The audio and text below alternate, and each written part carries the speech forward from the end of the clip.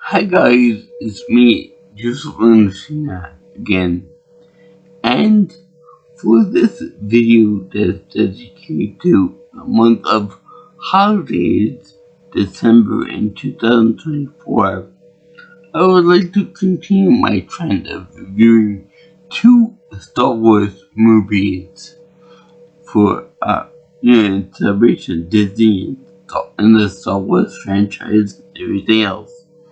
So, as such, I shall be talking about Star Wars Episode 6, The Return of the Jedi, or I forget what the Return of the Jedi or Return of the Jedi. Anyway, it's Episode 6, and boy, this is really something special because it's the last of the OG original trilogy, and it's all together here. A lot of the details that I just happened to notice in some things. Now, I noticed that there have been a lot of people that have been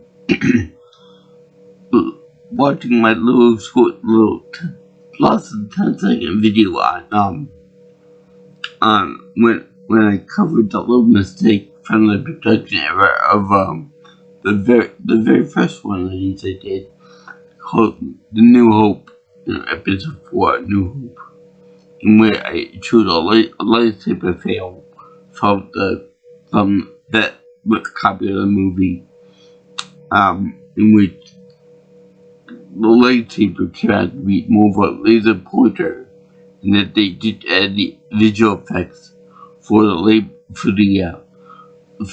blade part of it, in post production or whatever.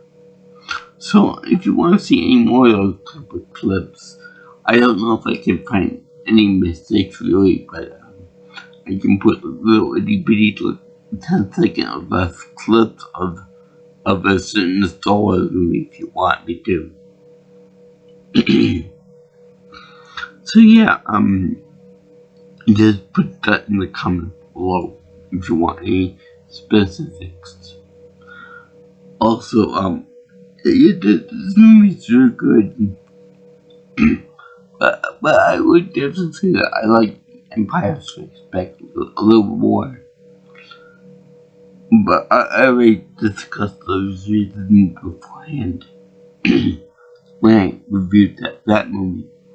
But for right now, this movie does a wonderful job in incorporating everything else from the previous two movies and all linked up in an even bow. Although there are some other stupid moments, by which I mean that the Empire, led by Lord Palpatine, Darth Sidious, I should say, did the same thing that he did beforehand. We had a giant death ball we had a real powerful laser that can easily incinerate anybody that came close to it, or that you could target to wherever they wanted to target. But the thing is, this seems much faster, and the construction looks like it's going a lot better, a lot faster. Because, how should I put it? The first one go kablooey. It meant to start a new project on the new improved Death Star. The Death Star 2.0, I think they call it. So that was more like I think 5 years prior to the actual the first one went boom right after, like 5 years before the events of this movie. So I believe that maybe it's something like 2 years, 3 years, something like that. But it's gonna take a lot the repair is a lot quicker. Granted, the board itself is like, say, um, like, I would say 2/3 complete. That's just kind of superstructure. For all we know, they could have like rooms and compartments all not done yet, but they could deliver on site and things like that. Whatever. I don't know the actual construction bits, but the level ring around the equator part of it is all complete, and the main fighting weapon is complete. That's all that really mattered in this movie. Because everything else is like still under construction, if not on site, it's off site. So it's called what we call. Also, for the same matter, Darth Cheese to the old tricks again, in which he tried to recruit Luke Skywalker, which is a very cool name, by the way. I wish I had a name that could be cool. But, as you all know, it fails. I'll get into it in a few minutes, in a hot minute. More like an hour. Because I think that this will go on for an hour. But still, it's really awesome. And there are new species involved in this, introduced in this one. I think that in this movie, the Ewoks make the only appearance, except for like a cartoon show here and there. Which is a pity, because I like the whole nature versus technology type story. I like the little cute little Ewoks. And I think that the Ewok is played by Warwick Davis, the guy from Willow, a movie we took time to see again too. Because I loved that movie as a kid. As well as this movie, I loved it when I was a little kid. In fact, did you know that this movie came out 2 years before I was hatched? Yeah, before I was born. With recently 2 years before I was born that it came out in. So that would mean that it was worked on like 81, 82, or maybe 83. So yeah, early 80s. Doesn't look at it, but it's in the early 80s. The effects were absolutely incredible, and they still are today. You cannot see any wire work or string work with it. The effects are good, the explosions are good. There are no major errors. And I love the fact that the original creations are all there. The only ones that aren't there are the CGI ones that you could obviously tell that they're not there. I still like them nonetheless. But again, I'll get into the actual creatures themselves when I get to them. A lot of people didn't like this movie because it introduced the Ewoks, which was like cute, cuddly little teddy bears. But if you think about it, Chewbacca and Chewie is a giant teddy bear in a certain point of view. Yeah. Teddy bears can eat people, which I'm pretty sure that if you can Ewok piss off enough, they will eat you. They got teeth. They will bite you. They will eat you with fava beans and Escalante. But anyway, so in the beginning we start with the crawl as per every other Star Wars project they have, except for the other one, the Star Wars story movies, Rogue One, and then Han Solo, and then the other one, the new one, Darth Vader one, which I will probably see in movie theaters because that's awesome. I ain't gonna lie. So anyway, they have that. and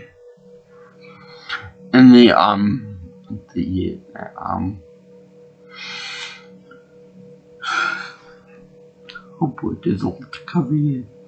Basically, the heroes have to launch a campaign to rescue Han Solo, which is for the Carbonite, which is being held by Jabba the Trump.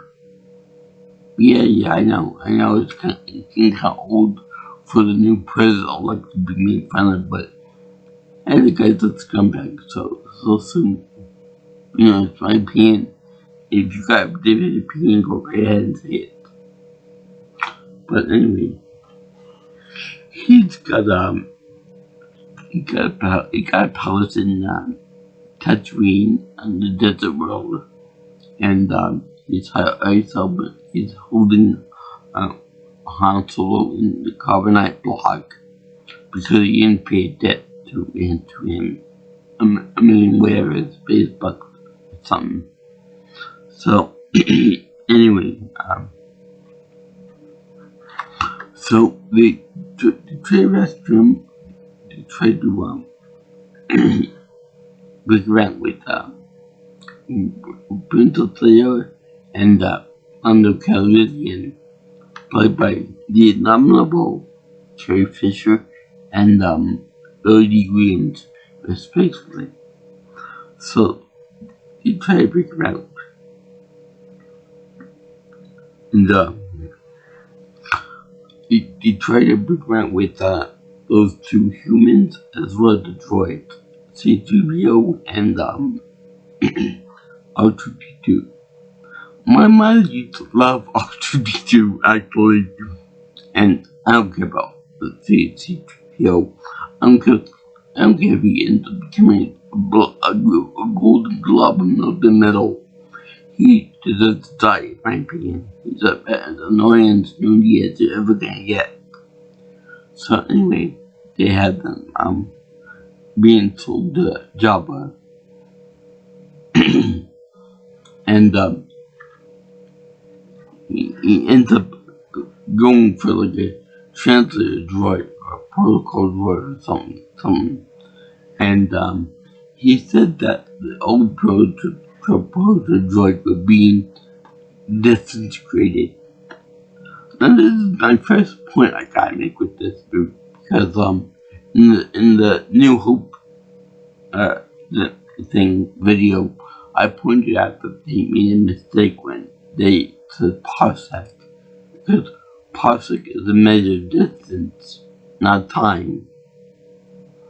So I mean, they refer to it as a thing of a time that they made the castle run in 1.4 parsecs, something like that, but it's not right, it's distance. Anyway, that's said and done with. But in this one, it's a whole nother parsec incident, because the robot that is being destroyed is being dismembered, not disintegrated. When you disintegrate something, it's more kind of what you see in the cartoons, with a giant ray gun and making something into it. And my bit of ash, a big pile of ash. So that's one mistake out of the way for this pre-scene. And then the other part is it's not really a robot. I love to see the little robot being tortured by poking giant by his turning upside down, and then burning its little feet with hot coals. That reminds me of something that you would see in Dante's depiction of hell, because the robot is meant to be hilarious, and by God, it is funny as all hell. So anyway, then the next part is that they get in, and Leia describes it's a guy Raider or something. I don't want to say a Tusken Raider because they have their own thing, but she gets in with Lando, and they thought out Han, and it's really quite cool because you see him warming up and then melting carbonite, much like a tree frog would, and he's fine in the end afterwards. But the funny thing is that I never made this connection as a kid, because I never saw the other movie involved. But when you hear his heart go on, it's the same sound effect as the use for the clone effect in the movie Invaders of the Body Snatch, circa 1978.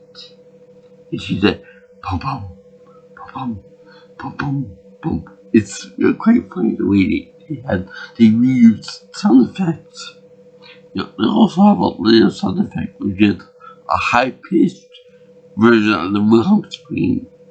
I guess it's supposed to be like a new avant-garde version of that, and they were trying to hope it catches on, but I don't think it did, because I don't remember hearing it anywhere else. But anyway, she gets captured by Jabba the Hutt, and then she gets put into a very interesting outfit, which I'll get into momentarily. So anyway, they do that, and then when Luke finds out that Leia was captured, and as well as the droids, they get captured, even though that's supposed to be just servants of the Fat Man himself. He goes to rescue it. He goes to rescue him. We're all black, which to me indicates that he will become evil. Because, all people that wear black in these movies are bad and evil and, power hungry and all this other junk. So, so it was believed that he would become evil as a kid when I saw this. So, he goes over there, he's told to them. He tried to do that Jedi mind trick on, the guy with the big head. He reminded me of Majin Buu, actually, Super Buu, actually.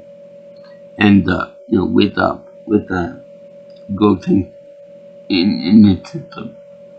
So, anyway, he does that, and he gets Jabba to help him out. Now, I skipped over that scene because I forgot what it was, but when Jabba actually captures Leia and then Han and then throws them in the cage as Chewbacca, which I don't know why he would do that. I mean, they're obviously buddies, and they should obviously do their homework as to who their friends are and allies and put them in separate cages, but whatever. So then they have him behind like a big curtain, and then they have when the time reveals him, it's like, ha ha, I'm here, and you're caught. Like a big light appears on top of him, whereas Han and Leia have mobility on the advantage. They could easily run away from the big fat slug monster, except for maybe Boba Fett. But he dies eventually in a pussy moment. Or so we think, because Boba Fett ends up getting away from the Sarlacc pit.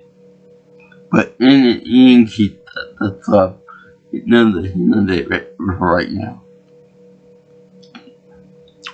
So then, it's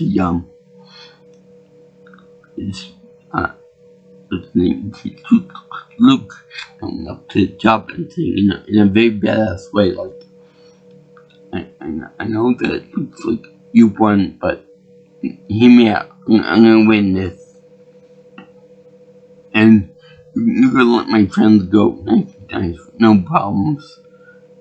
No position to negotiate. And then Jabba drops him into a pit with Vancor, which I guess swear to God was named Vancor, but obviously it's Vancor with a B.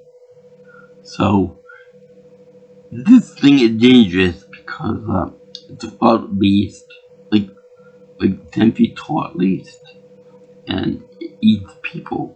It ate one of the slave girls, the green-skinned slave girls who dared to fight back against Jabba, using the same chain I'm sure that they will use later on. But now that I mentioned that, I should point out that when they show the dance sequence, I always like the little blue guy on the guitar, on the not the guitar, the weird space piano keyboard there, as well as Delicious Crumb, and that dickhead guy. Delicious Crumb is the little guy that was like the Rob Schneider of this movie franchise. And of course we got the Lord of all Sluggles of Jabba, which is supposed to be like a crime boss. He's brilliantly done in this movie.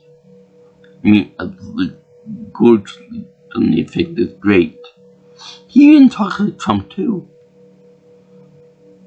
So anyway, they have they have it so that. Oh yeah, by the way, I also like the weird singing creatures, like the CGI creatures that get up in your face and sing loudly. I don't think that's that bad. The characters. So anyway, it's what's his name? It's Luke in this pit where his lightsaber. He's just and also in the guard room with a little moblin guard there, little piggy guard. You know he's a pig because whenever the Vancor picks him up, you hear him squealing like a little piggy, like right as he's about to get eaten up. You see this big giant creature take this little piggy in his mouth, and the pig's about maybe the size of a little fat guy. So you know that he's a big beast that just put this whole thing in his mouth at once. So anyway, he's like this big guy, this big Vancor. Well, I hope we do a shot where he can't eat pork. That'd be very bad for him. So anyway, Luke eventually outmaneuvers him and shows the bone in his mouth, and outmaneuvers him to go around the backside of his gate, and then he ends up slamming the gate on top of the poor Vancor. Now, you really feel for this poor thing because it's just a mindless beast, an animal, and it's so sad that even the guardsmen who, I guess, have some kind of familiar relationship with the lady with a pet or something, and like he probably cuddled it as a little baby Vancor, and he said, he started crying at the end when the Vancor died, with a face only a mother could love. And again, P. Hicks says, "Mother would love it." So anyway, and this is what gets me about this scene, okay? We know that Jabba doesn't like Luke or anybody else if he feeds the Vancor, I mean. But all you have to do is just lock the gate, not let Luke come upstairs, and that'd be that.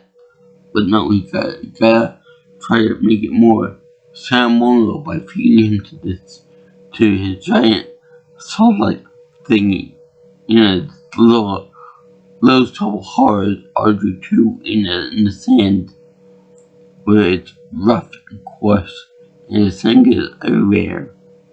And no, I'm not gonna forget that joke either. I'm not gonna forget. It will be with me till the day I die.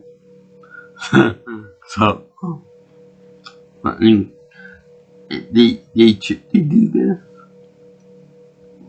And they show his big sand barge, and he brings up Luke, Leia, Han, Lando, and the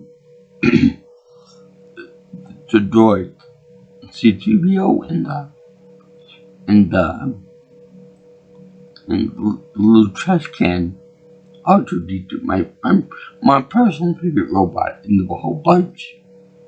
Yeah, even Genevieve thought the whole killed him. So anyway, they show that R2-D2 had become an over. He'd been taught to become a droid. Which it's funny because you would think that if the prequels are canon,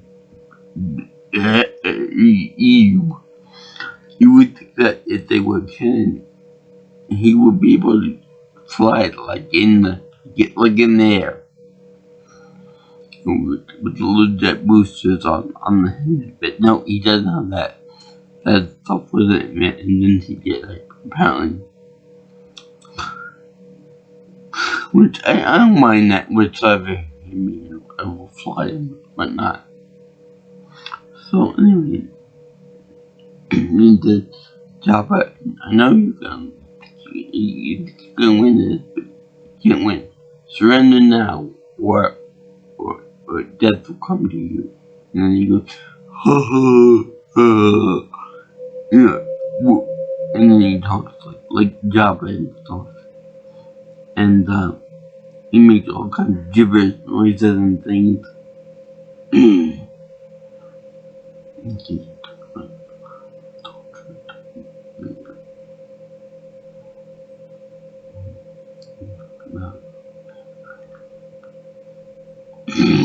Okay, now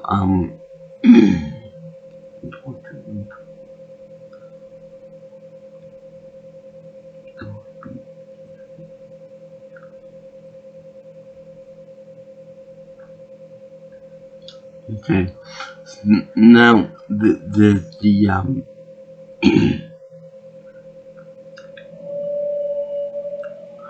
the part about the fact that he goes, he sees people getting fed to the thing in the tent, so he Jabba makes him work the plank, and he does, and then he goes now, and Trevor comes out of a hidden compartment, comes out of R2-D2, as his lightsaber come out. So there's some very good flip kicks and some little back flips. Luke ends up knocking out many of the guards. Many, I think he knocks out Boba Fett, and Boba falls into the cold pit, but he thinks he's gonna die, but then he comes out later on. Because the Sarlacc is a very slow-eating creature, and the tables turn for Jabba because using the chain and using Rachel's bikini from Friends, she ends up distracting him enough, and she ends up choking Jabba with the chain that the first slave Trey used against Jabba. Now it's real quite funny the way this happened, because you would think that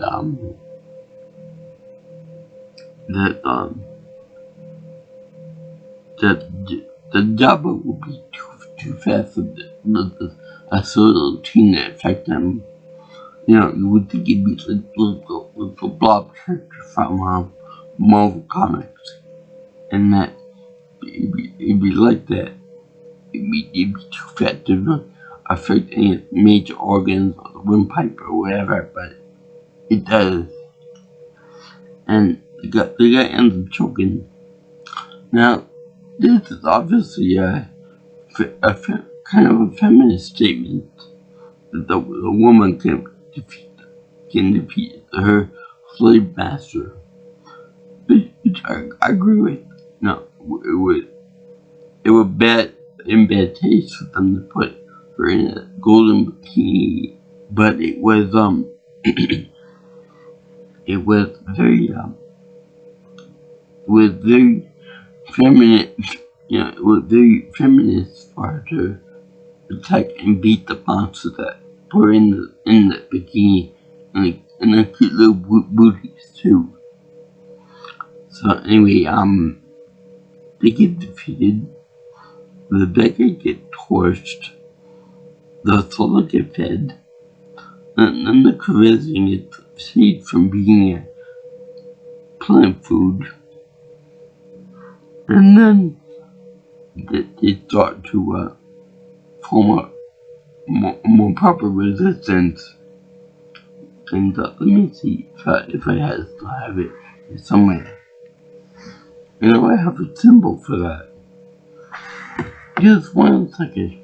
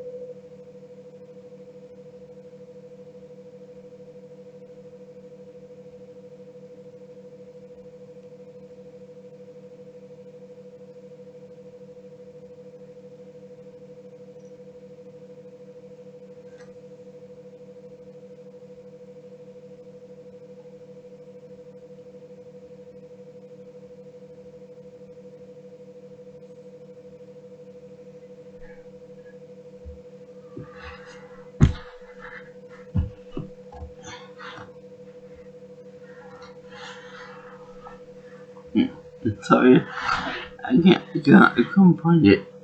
I couldn't find my little rebel symbol there. Oh, I'll put it in the picture, the thumbnail, when I find it. Anyway, so we see that they're gonna form a resistance with General Garaha Akbar. Now, we all like General Akbar for his famous line, it's a trap. And we like him because his species carried over to the next sequel trilogy, if you want to call it that. But I actually like him for another reason, and that being that if Dr.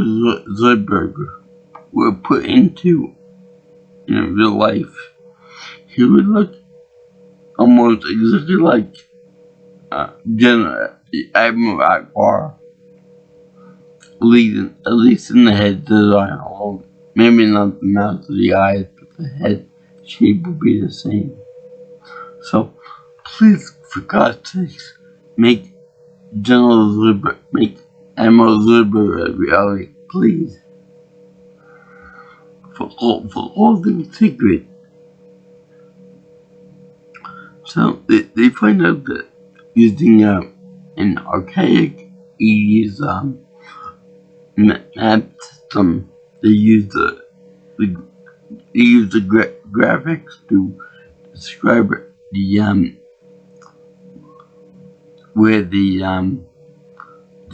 Death Star Mark II is around the moon, around Endor, and they use a shield generator to form a shield around the moon while the battle station while it's being fixed up, completed, and the shield generator is on the surface of the moon. Now, one would think that'd be a hell of a lot better to put the shield generator on the actual space station, next to the core or something. So that'd be all around protection.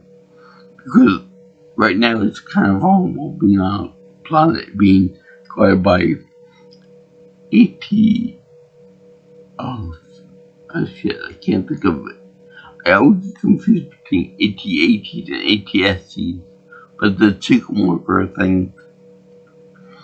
And then they got a small amount of stormtroopers. Now, I think this is very stupid of them to do that. Here's why. Because if you think about all the rebels are using camouflage armor for everything. They're all gray, green, brown, dark colors. But what the fuck are they doing in white? They stick up like four thumbs and I'll probably blue on their heads. I mean, they can't even wear shit. They can't drive with shit. They can't fly their TIE fighter like shit either. Because I believe that this lost movie where TIE fighters are a really big deal. I believe. It might be in the next movie, but yeah, we don't want to talk about that right now. So in any case, they do that. That's very lost. They rely on camouflage fighters, and the chicken workers are so piss poor as far as mobility goes, as far as armor goes. They're easily defeated by teddy bears with camo on. And the amount of technology that they use is not compared to the power with sticks and big rocks. Because we all know that they can be taken down by big rocks. So anyway, they have that we get the Ewok meet Prince Leia first. Now this is funny because at first she's like, I'm not gonna give us some food that won't to eat food and become her friend. But the funny is that I think that they befriend Leia a little too fast. Because if you're gonna try select a new animal. It takes many years and at least a week to become friends from complete strangers. But in any case, that's not my big gripe with this whole thing. My big gripe is that the language barrier, right? You know, between the different species, like new species and stuff. So like that like there'd be a language barrier between people and new groups of people, new tribes of Southeast Asia and Africa and so on and so forth. But the funny is that they understand one word that they use, and that being bada boom, like in the Fifth Element, bada boom. Everyone in the mother bada boom is, especially no graphic representation of that word. Anyway, Leia and the Wicket and the little teddy bear end up becoming best of friends. And it's funny because during this time, Luke finds out that there's another one. There's another Skywalker right after Yoda dies. Right as Yoda dies. Last words of, there's another Skywalker. So, even though Grover dies, he's still got information to give to Luke. Kind of important information if you ask me. But then, like, Leia Quest.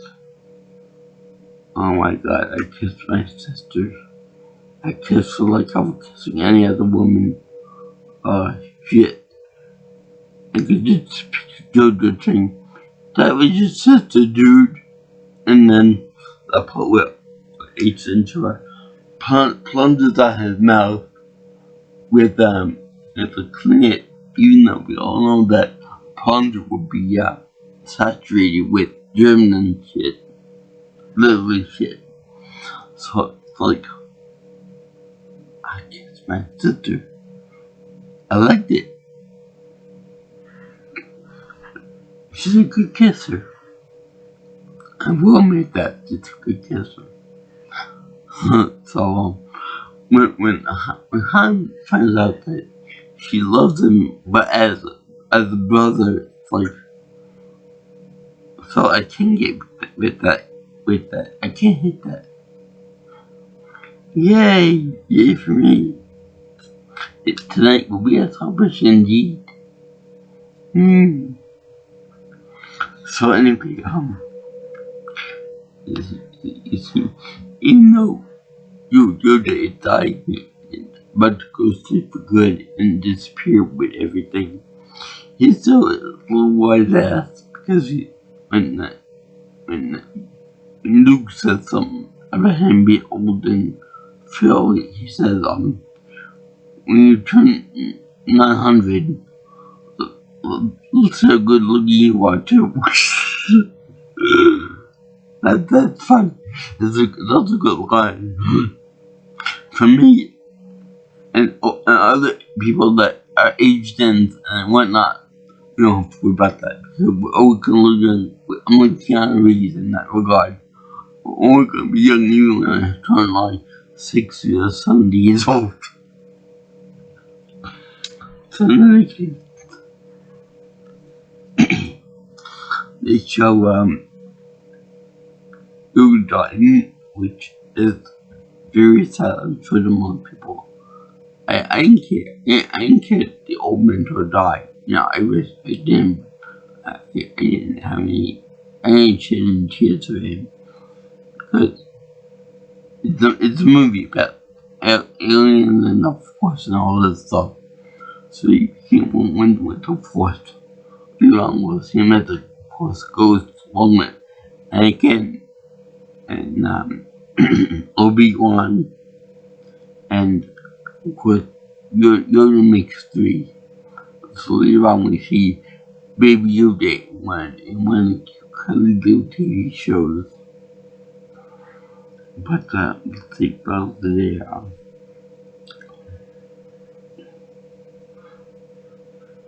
We have the we have C-3PO being mistaken by the primitive Ewoks as a god, which I understand the logic of it all, but I don't understand how a metallic thing can be mistaken by a god by little beings that look nothing like him, that are organic and soft and squishy. And then they want to eat their friends, you know, Chewie, Han, and then Luke too. I would be like, get the potatoes ready, get the corn carrots ready, you get the stuffing in. We don't want them talking, so put a big slab of tape over their mouths so that they can't whine and bitch. And I like my meat tender, so make sure it's nice and tenderized. So yeah, then they do the thing where Luke makes levitate and stuff, and if they don't do what he says, he's gonna use the magic against the little Ewoks. That's cool too. Plus, I was a tad bit afraid racism with the Ewoks, because the leader of the Ewoks little tribesmen is looks significantly darker than them and dressed more African trinkets and skulls on him. Almost sort of like a little voodoo priest or priestess. That's just me for some reason. Could be like just an Ewok culture thing or something, but it's like this is the people where the racism became heavy-handed. But there are some very slight things that's fun. And also, whatever the hell the thing was that Lando was within the final air fight, in the final space fight. So anyway, and you know what the good thing is. Anyway, this is something that I really want to try for myself here. Okay? Now, a long time ago, I had hair, like a lot of hair, down to my, past my ribs, like about halfway down my back. And my main goal was to, have hair, and roll up like Princess Leia hair buns. But the only thing I got in that was, so many hair buns. I think I have a picture or two online here. My real whatever. So if you want to look through my former videos about that, I'll put a picture of that below. That if I can't find that ribbon, that keychain there. So anyway, here's that. And maybe.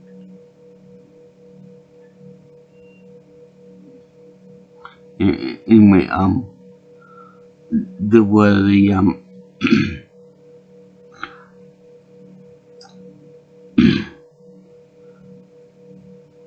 yeah, so anyway, let's hear what's under hips, buttocks, and my head wasn't that far off, so I was only able to get the link where I could make Chinese hair buns, moon buns, which is kind of weird because to get hair that would be long enough to roll up into a braid like hers was, with the whole hair thing, hair extension thing, we have to be a lot longer, down to her ankles. And I'm not that patient for like the hair. So, I would say that to get that longer, we have to be somewhere like, that's her ankle, so a couple on the hair length.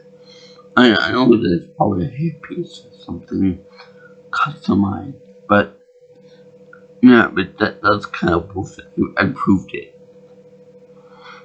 So anyway, they talk about stuff, and they can easily form better plans with the fox and whatever. So while during the rest of the movie, when they actually fight with the Tsar and stuff, they actually go back and forth between Ewoks on the moon and Endor, picking up the shield station, and they also take out the Tsar, combined with the fight with the space fight, combined with Luke and Vader meeting with Emperor Palpatine. So it's a great little hodgepodge of stuff. And because the Tsar is still under construction, the rebel force had to use the X-wings to actually go in there directly and fire off shots and whatnot into the core directly, so there's a wind spot. And that's kind of a weak point. You would think they would do that first, and then finish up with the main primary weapon, so it will cover up that weak spot. Now, wait 1 minute while I try to look for that thing. Thinking of where it is. Just give me a second.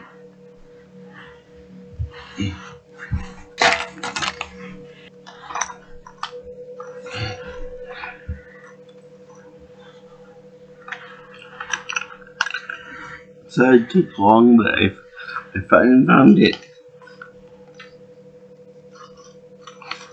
Talk, you rebel scum.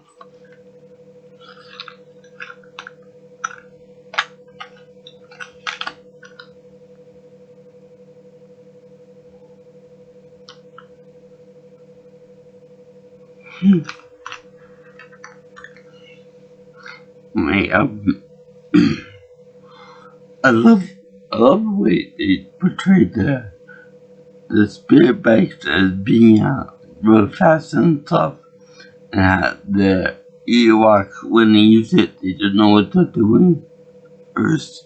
And when Wiggy gets on the when Wiggy gets on the spirit bike, he has no idea what he's doing, so he gets on and he's like, woohoo! Getting a ride of his life. So it's really funny the way he takes off, but then he learns how to control it real quickly from being that doesn't know what he's doing at first. And I gotta talk about the spirit bike scenes. They're obviously green screen. Obviously, the footage is split up to whatever vehicle they're on in real life. And it's quite funny because one thing a key I will notice is that when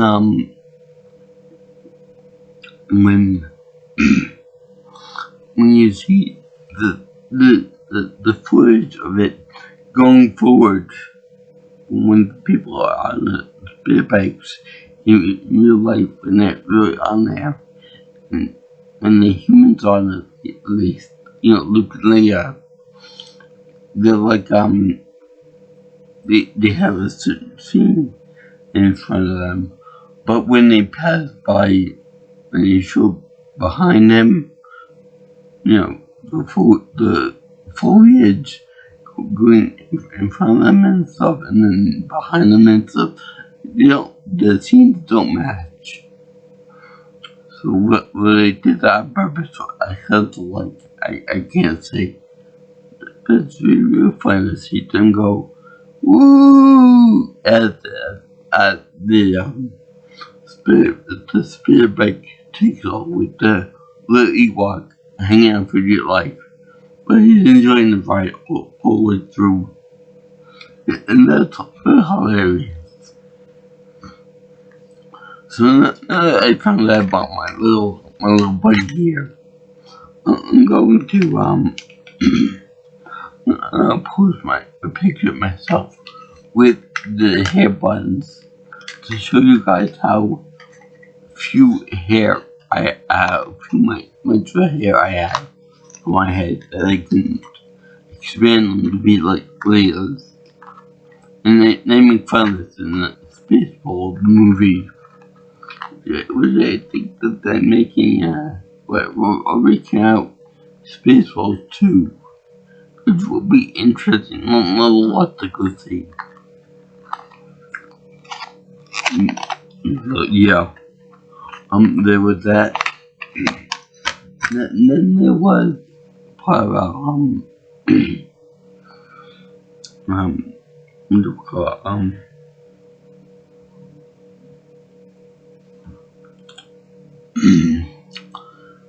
there was, part where, they give these stormtroopers there that are riding the speed bikes. I don't know whether they're called stormtroopers or bike troopers or storm bikers or whatever they're called. But the Scarlet White ends up getting defeated by the TIE bearers, and they end up crashing into some trees, and rocks, and debris and stuff. And the trained warriors get beaten up by rebels and TIE bearers of all things. So I like the way they capture one AT-ATs or ATSTs, the chicken walkers. It would be nice if they had done the full legged walkers too, because 4 can't always a piece of hair going to Wild Wild West. So anyway, they have the guy there.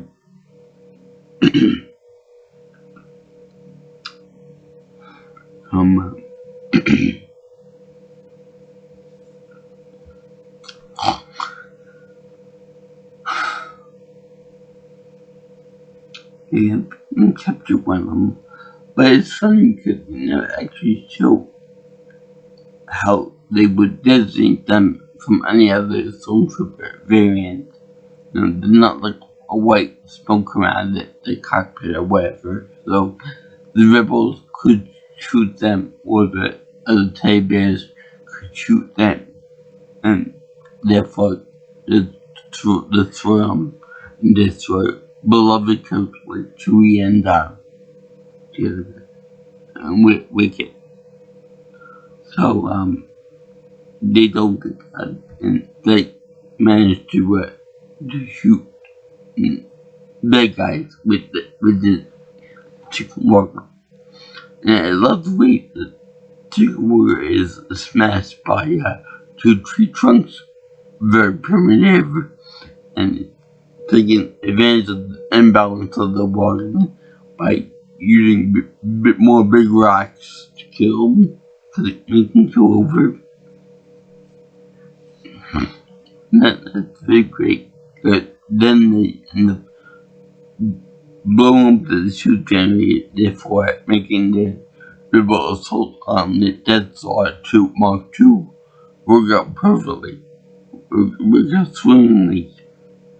And may I just say that it's very nice the way they portray it being the moon of Endor rather than Endor itself, because as we've seen in recent studies, the moons of Jupiter, Io and Europa and such like that, the 24 other moons, I believe, they can harbor life, whereas Jupiter cannot. So it's very nice to know that there are moons out there that are more suitable for life than their home planet. So they should in this universe before real life. Kind of like what they did with the two sons of Tatooine, among some aliens and other good stuff, which we think really does happen in real life. So anyway, they show all this, and then they show all that other stuff too. And let's see here,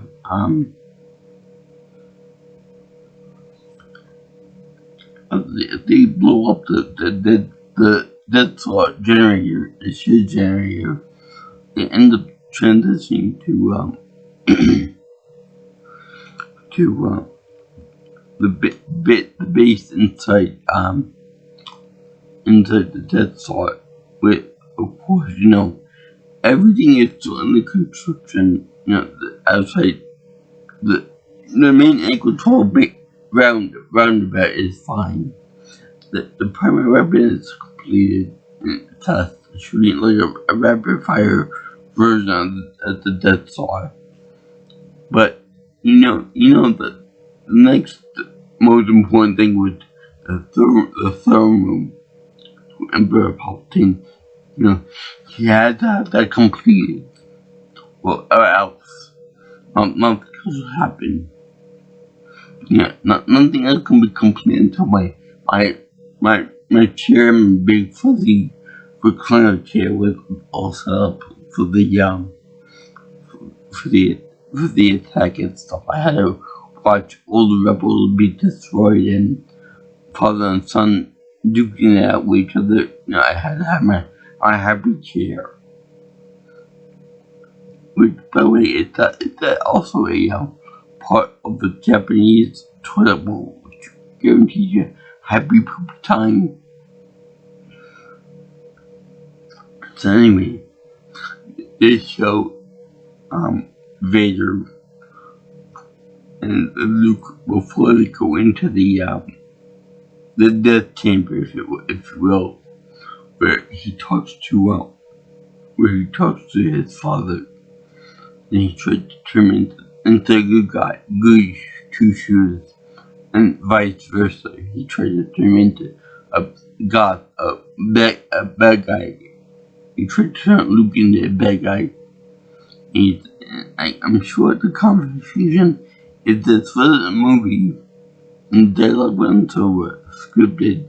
Probably something like, young man, I don't approve of your friends. I don't approve of the people you keep company with. And it's that. And I could also hear him say that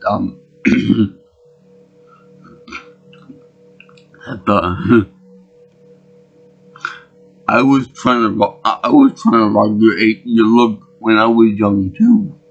And back in my day, they used to call that a Jedi goth, which, by the way, that's not a thing. Let's make it a thing. Let's make goths Jedi. Let's make Jedi goths. With eyeliner and black suits and all of that other fun stuff too. That would have been really fun. That would have been really cool.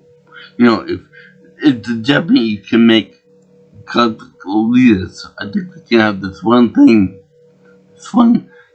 gothic Jedi thing. That would have been really cool. Also, I don't want to nitpick anything, but I do want to say that this movie was made for Christmas, because if you look at like Vader's and Luke's lightsabers, one's green and the other's red, so you can't go wrong with that, can you? That's very cool. It's like my second update. One's green and one's red. That's hilarious. And that's all that too. So anyway, get real awesome choreography with fight scenes and stuff. And I really didn't really mind it so much. You know, he does like a very does like a solo backflip after being kicked by Luke. He said, and then Palpatine enjoys this fight. He gets off on it actually. He said, no, kill him like he did with his father, kill him like he said with Dooku, but Luke refuses him. He doesn't want to give in to it. He doesn't want to give in to Palpatine's happiness, overly happy thoughts. Which is a good thing, you know, you don't want to give the evil guy what he desires, like his father did. And it's very cool. But then, Vader said, then, I'll go after your sister too. And go on to the nice, soft, woman love of your sister can actually provoke a very mean anger in you. I know that for a fact now. My father made jokes at my girl likes me from the gym, and I didn't like that very much. So I was pissed off at him. So he also hesitated to do that mock Chinese Japanese accent, which I hate to death, which would be really annoying if we ever do go to Japan. That would be pretty interesting. Pissing off an entire country with the people. Nice people. But anyway, I'd like to grasp it with a very special sense of anger. So, the fact that he wanted to turn this relatively innocent girl into another Sith or torture her to death was enough to send Luke over the edge. To the point that you see him wagging his father off and everything else. And then you see him taking off his good hand, his mechanical hand, and the hand that the War Machine and man. And then you see him lop off and it goes into the reactor with the lightsaber. It's like Palpatine, like good, feed your anger, feed the hate. And he's like, oh, I won't kill your father because I detect something good in you. Besides what Yoda felt, the Grand Master himself, the head of the Jedi, even he couldn't detect that Vader was a good guy instead of all that lightness and hatred and all the anger and all that negativity and stuff. Even Luke was able to take little 1% goodness out of 99% badness and rottenness and all that stuff. Still young, for Christ's sake. If Luke knew about all that, he wouldn't be so nice. Granted, the young bastards and little podcasters, but still. In fact, they made a funny joke about that in Dorothy bits, and they made fun of what happened when Obi-Wan come back to haunt Vader for what he did to him. And that's very fun, that's very funny. No, you can't get more annoying than a ghost that won't go away that you can't do anything about. But anyway, it's Luke almost killing his father, and then you see Palpatine killing him with the Force lightning, but to like blah at him. And even though Vader had the cape on, which would be a big no-no for in the mode with no capes, he still feels like a big heart for Luke, because he getting tortured. You know, only I can fight him. Only I can fight my own son. Like, I could just see like Palpatine going in the background, like Jerry, you know, fighting with Vader and calling someone like Jerry, like under his finger, and that would be just hilarious. So anyway, you see, it's Palpatine over there, shocking him to death, even though he knows from the past that Letany is not the best way to finish off an opponent, as we've seen in other, let's say, movies. I don't want to call it that, but it's a movie. Anyway, I think he would learn his lesson at this point. Nope, he took Shock away, even as Vader says, no, and then he picks him up and chucks him into the abyss, into the reactor core.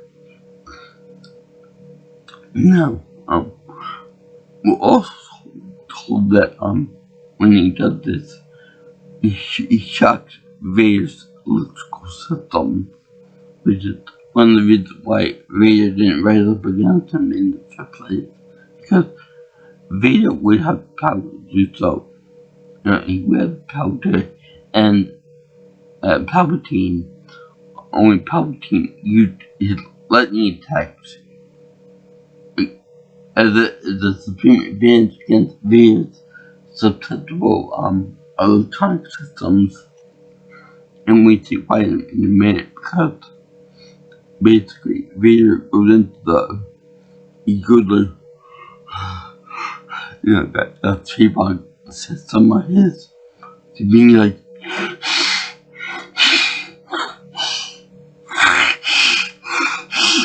you know, wheezing almost. So it's more strained than anything else from now, as it's severely damaged. Which, at this point, as they turn it to Luke Skywalker, I would love to see the white armor for Vader. It wouldn't be as intimidating, but it would be nice. Also, when he was witnessing Vader, when he was witnessing Luke getting tortured to death, it would have been funny if it was like, we could see a thought bubble inside Vader, like, should we go from now? Nah, he forgot me on my 50th birthday. Let him try for a little bit longer. Okay, now I forgot about my 52nd birthday. Just give it a little bit longer to cook. Okay, now I'll do something. So then he goes, no, and then he runs and gets him. Now, I would like to believe that Will Palpatine, E. McDermott, is dead at this point. By the way, I love E. McDermott as Emperor Palpatine. I love the Prowse and the authoritative and powerful and regal James Earl Jones as the voice of Darth Vader. Rest in peace, buddy boy. You deserve it. Along with King Fawcett and the King of Zimunda. But in any case, he chucks Palpatine over the edge into the reactor core and can go bada boom. Now, this is very funny because I always thought that the reactor being open and then adding Palpatine with the mix, all its force power and lightning and whatnot, would be enough to make the core unstable, therefore blow up. But then they had Millennium Falcon driven by Calrissian, and the other whatever you call it, alien. Uh, they blew it up with an escort of like X-Wings and whatever. So that meaning double dead. And I don't think that it was a very smart idea to put the core with the radiation and stuff being direct open pipeline to your throne room. That really doesn't make much sense. What do I know? I don't work here. I don't make rules. I don't work here and live here. But anyway, they showed him, they showed the Caribbean destroying the Death Star with the global buddies. And they're quite nice because it shows a little teamwork between Leia and Han destroying the shield generator with Chewie. And it shows Darth Vader being a nice father and son bonding moment before one of them ends up dying, which is very sweet to end up because they show Vader taking off his mask. Luke takes off his mask, and I question how does Luke know how to take off the mask without any knowledge of how to do so beforehand. You know, he takes the thing off easily, like taking off a hat, or taking off a military helmet or something. You think that it would take the kind of instruction manual or something to take off. But he takes off, and I know that Vader under there is supposed to be like all white and all injured from his previous affairs, and he would be like not used to sunlight and natural light and stuff, but to me he looks like a diamond egg, you know. And the fact that Palpatine used him up, even though he was severely injured on Mustafar, and he was severely burned and whatnot, which, by the way, speaking of which, he should have some scarring on his face and his head of being burnt, but nothing. He did the smooth a dome with one scar on his face, right here, that's it. So, basically, Palpatine used Vader like a big slave, and he just basically, hold on to his life, and he was pretty much emotionally and physically crippled to the point that he was only there for the force power. That was it. So basically, he was damaged and bruised beyond repair, especially after his long bout with the force lightning disrupting everything in his systems. Now, I have one major beef with his respirator. You know, whenever we think of a respirator, we think of a machine with a tube in your throat. But this looks more like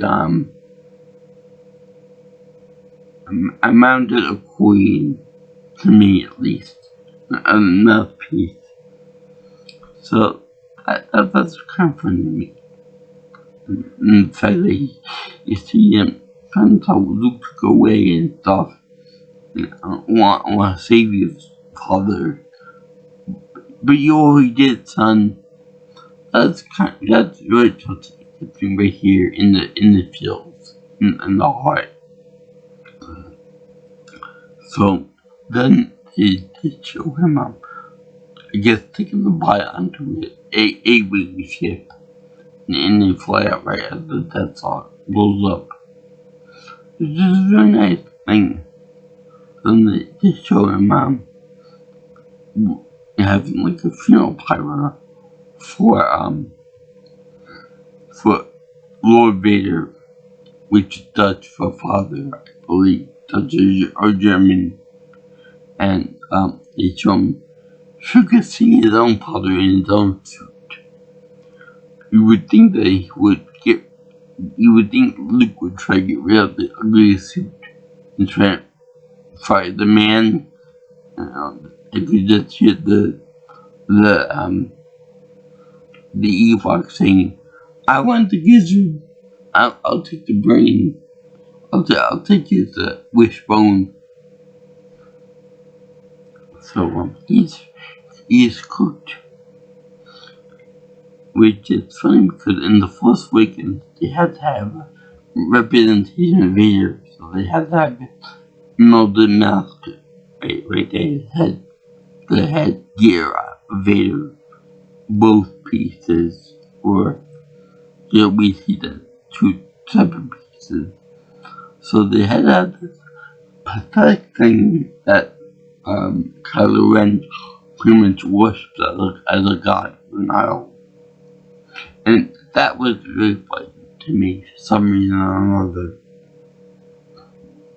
Anyway, as they celebrate the Ewoks, they celebrate the winning of the war, that the Palpatine, the boom boom of the Death Star, which he should have a big Nova explosion, complete with the sound effect from the prequel trilogy from Jango Fett,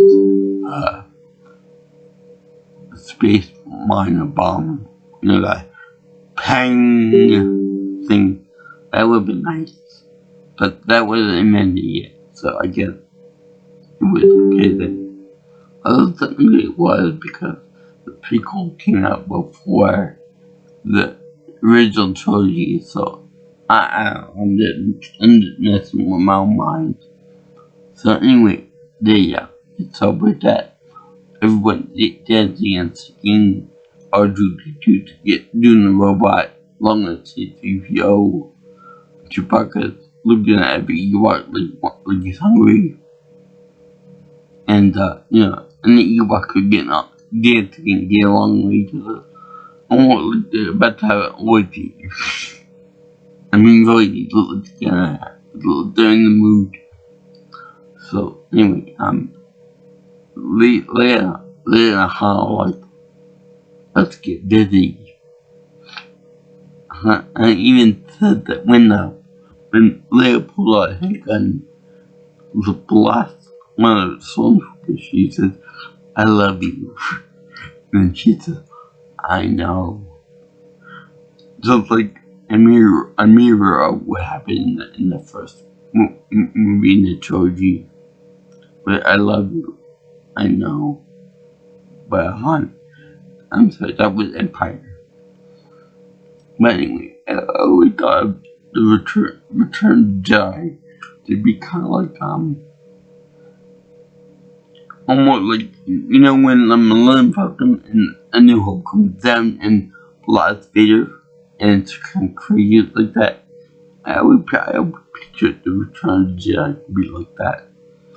And I don't know where they returned from, but maybe maybe when Lucas made it, he was returned to Vader's return to the good side, the light side, which, by the way, that were too, it's what he would go for. It fulfilled the prophecy of Lord Vader returning balance to the Force, and then destroying Palpatine. It took him a few years, but he did do it.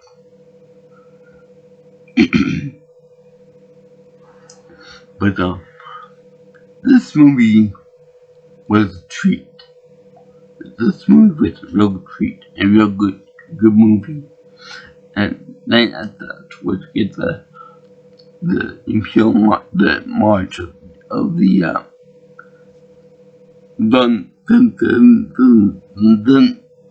that would be Imperial March. I'm sorry, but do that. Da da da da da da da da da da. And that was a real cool thing that they had there. And always happy, always good. Nothing ever happened after it. Nothing happened before it. And thank God, because I can't imagine what kind of mistakes they would make, what kind of continuity errors they would make, what kind of racist jokes they would make, whatever kind of other stupidity they would create in other movies in this franchise. It's very good with just 3 movies. Yeah, I know there's a prequel trilogy coming out, but I don't want to see it. I really don't want. I really don't want to see the Phantom Menace again. Please don't make me do it. For all success, Sacred and Holy, don't make me do it.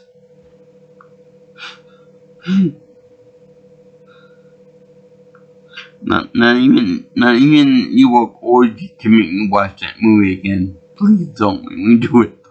Please, I won't do it. I absolutely refuse to do it. Please don't make me do it.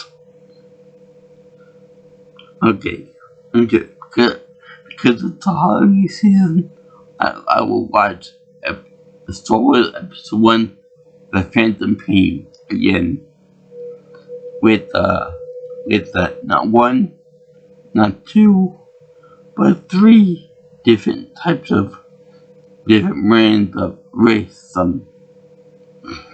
So start this was in, and I will talk about the Phantom Menace in the next video on Star Wars. Like me, I guess. But in any case, this whole movie trilogy was a complete joy to watch. I loved you know the word, few questionable spots and a few interesting characters, but for the most part it was pretty good. It was like 95% good overall. And yeah, I really enjoyed it a lot. It wasn't too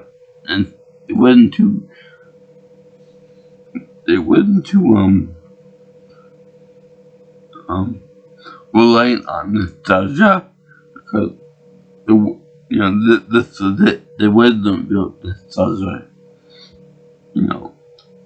If you want nostalgia, go to the prequels, go to the sequel trilogy, and some of the specials came after this. But I also liked the way it was dirty and dark, and everything looked lived in. With the cars seen in was that New Hope? Yeah, no, A New Hope.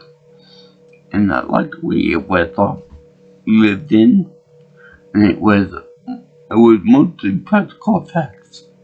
Luke came in and made some minor changes here and there, like the Jabba's palace scene with the dancers. Which, by the way, I like the blue dancer as well as the green dancer that became food for the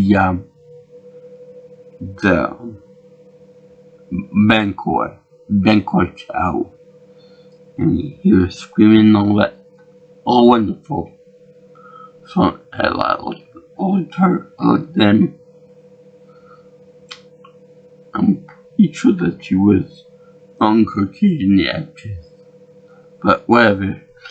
All the meat tastes good anyway. Yeah, I love Darth Vader over there. I love David Prowse, the egg inside Vader, the ghost in this show, if you will. And we can't forget about the distinctive voice of Mufasa, James Earl Jones. And that was pretty awesome to hear him again in one of his signature roles. Yeah, I will be reviewing one of these days too. But I enjoyed this movie. I also enjoyed fighting with some resisting rebel scum, which by the way, this symbol remind me of the one for Star Wars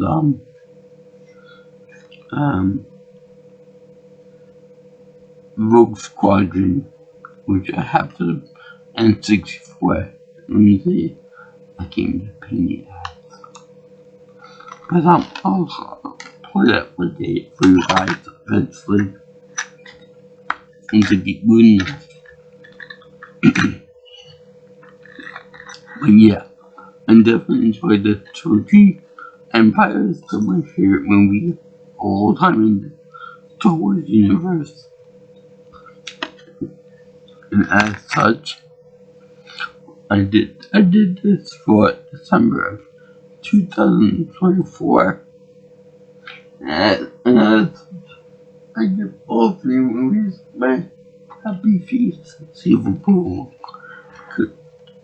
They got practical effects. The acting is great and the characters are very memorable. You know, I like Han Solo, Luke Skywalker, Obi-Wan Kenobi, Darth Vader, Emperor Palpatine, and whatever the hell Lando Calrissian was driving with. I like Porkins, I like all the minor characters in it too. Even like the little goblin, little moblin, Gandalf guy that got eaten by the Rancor. I like the Rancor. I like the actually Rancor. I like the Select. I like Boba Fett, even though he's called like a bitch. I like Jabba the Hutt. I really like Jabba the Hutt. I like Salacious Crumb. I like the little blue guy in the band. Like, it reminds me of a fat Paul Schaefer. And I like